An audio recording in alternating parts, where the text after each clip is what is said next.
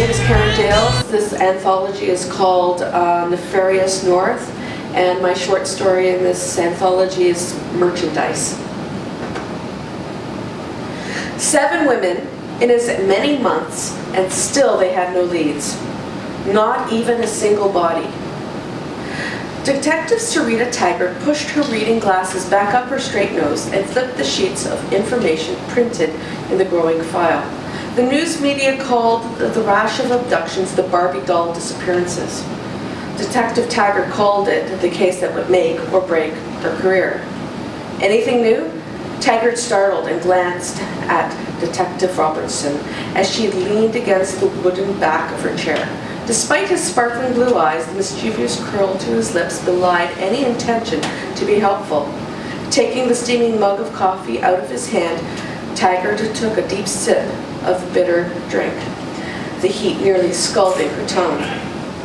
"How long have you been here today?" asked Robertson, concern darkening his eyes as he sat on the edge of her desk. The old beige steel desk slid an inch across the worn wooden floor, the sound scraping everyone's ears. Taggart glared at him and sighed. Robertson's boyish good looks eradicated any irritation. "I've been here for..." She glanced at the smartphone sitting next to the open file and placed the mug down. 11 hours, and still the only correlation between the abductees is their looks, ages, and that they earned about the same income. No one knew of the others, not even on social media sites. Combing through their emails revealed nothing. "I feel like I'm at a dead end." She raked her fingers through her shoulder-length blonde hair. A part of her wanted to pull at the locks in frustration. It's only a matter of time before the perp strikes again. Robertson released a sigh and shook his head. "You're not going to get anywhere studying paper and photos, especially after staring at them for so long." "Don't you think I know that?" she snapped. The coffee sloshed dangerously in the mug as she went to take another swig. His strong male fingers gingerly took the offending cup from her before the white porcelain touched her lips. "How many of these have you had today?" Taggart glared at him, her arms folded across her ample chest. "None of your business." Blue eyes never wavered from her glare as Robertson closed the folder. "Grab your jacket. We're going out for dinner." "If this is an attempt to take me on a date, it's not going to work," she smiled slyly. "Oh yes, everyone knows you don't date guys from works." Robertson rolled his eyes. "You're right." Taggart just stood up and flashed a beatific smile. "You're a handsome man, I'll give you that, but your bits are in the wrong place." Robertson's deep laugh caressed her ears. "Too bad. One day you'll make some lucky woman happy." He rose to stand in front of her. "I wasn't asking in that way, rather as a colleague to colleague, friend to friend. A change of atmosphere can help." "Then what are we waiting for?" She shrugged into her jacket. "Great." Robertson placed the mug down on the desk, pulled on his coat from the chair across the aisle, and slipped it on. "Chinese?" Taggart shook her head, freeing the locks from under her coat's collar. "Japanese. I know a great all-you-can-eat joint." "Lead on," smiled Robertson, his hand outstretched. "Oh my God. I think I'm going to explode," laughed Taggart. She held her stomach with one arm, her other leaning on the black table. "More sake?" Robertson poured the lukewarm clear with liquid into her ceramic bowl. "Are you trying to get me drunk, Detective?" She laughed. "No, why would I do that?" Robertson batted his brown lashes. "I thought we were going to discuss the case," she smirked, ignoring the cooling beverage. "All right." He sat straighter and leaned on the table. Dirty and empty dishes abounded. "Do you have a cursory profile set up yet?" She shook her head. "It would be so easy to come up with a fabrication, but it could be wrong, as were so many assumptions." "No one has reported seeing any of the abductions. The perpetrator is very wily about being seen. There's nothing even on the security cameras as to where the women were taken. It's like whomever is doing this is a ghost." "So no leads? Nothing?" Taggart shook her head. "The only thing we know is that the perpetrator appears to know their schedules intimately. How is still a mystery. I've combed through the interviews with the victim's male partners, and there may be something there. I don't know, but I think it's a line worth investigating, one that no one thought to study." Robertson swigged back his full bowl of sake and placed it on the table with a thunk. "So the connection between the women could be through their boyfriends or husband," nodded Taggart. Robertson pouted and cocked his head. "Interesting." Tomorrow I'm going to start re-interviewing the partners. Blue eyes widened in surprise. You've received permission? Yep. Taggart took a sip from her sake bowl. Why? You want to come? The playful expression normally on Robertson's face dissolved into a cold frown as he leaned back from the table. Thank you, but no, I have my own cases to attend to. It's me. Why are you calling so late? It's necessary. The police have a new tactic to find the girls. How is it different from the last one that failed? It could expose us all. Ridiculous. The lesbian bitch just left. Questions are being asked, difficult ones. And if cooperation isn't given freely, I have no doubt she'll go to the courts for search warrants. Silence. Order, sir? I'll contact our business partner and see if he can make another shipment, even with one unit. In the meantime, take care of her. Shall I add her to the product line?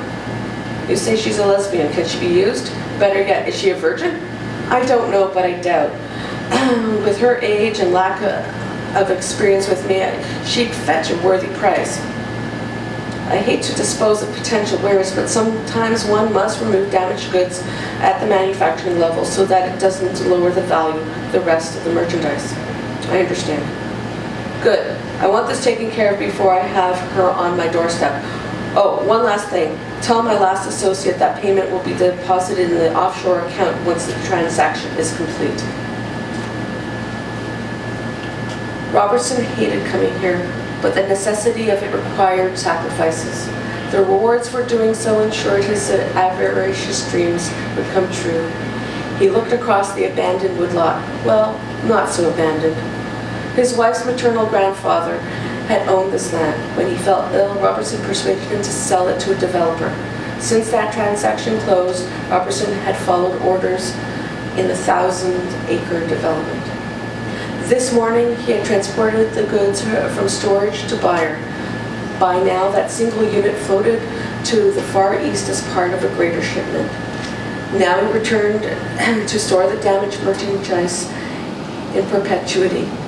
That did not sit so well, and he hoped that the eventual decomposition would require a new storehouse. The worst was ensuring that no one would find the goods he destroyed.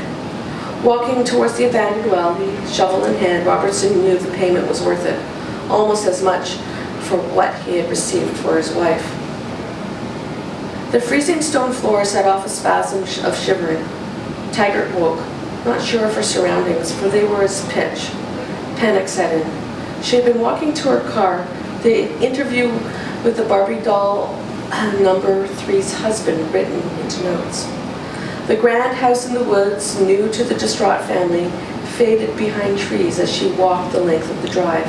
She could not remember how she had gotten here. Where was she? Don't panic, she thought in an effort to quiet her beating heart. Turning over, she crawled on all fours, her hands burning on the cold as they fluttered to feel what she could not see.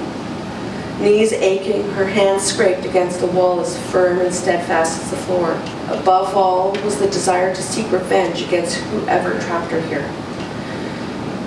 Following the curved right-angled path of the wall and floor, Taggart scrabbled to gain purchase of her surroundings. No sound except from her panicked breath, rasping clothes, and tapping fingers filled her consciousness. She flailed about, searching for a break in the wall, a difference between frozen stone and a possible wooden door, but found none. Stumped, unknowing how many circuits of the small room she had spun, she grasped the brick wall and pulled herself up. If there were no indication of the blackness of the door near the floor, then maybe there was one higher up. Again, hands outstretched before her, Taggart walked around the midnight stone room. Nothing. No door, no window, no way in, no way out. How did I get here? Where am I? A rasping sound far above, followed by a chuckle. Something hard hit her head before a wash of dirt cascaded, splashing over her. More laughing, deep, male and recognizable, as another tumble of dirt struck her. Her back sliding down against the frozen stone, she crumpled to the chilled floor as more and more fell into the room. Hugging herself, tears mingled with dirt to eke down her face. She knew now her fate.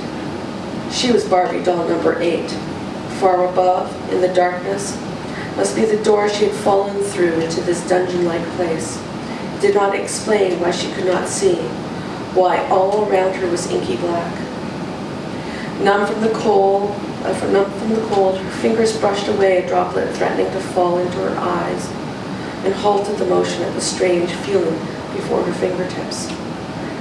Breath staggering, she brought both hands to her eyes and felt nothing. No glasses, no firm roundness. Her eyes were gone.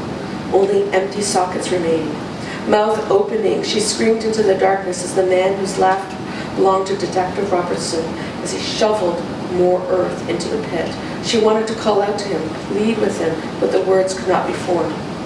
Her tongue was gone.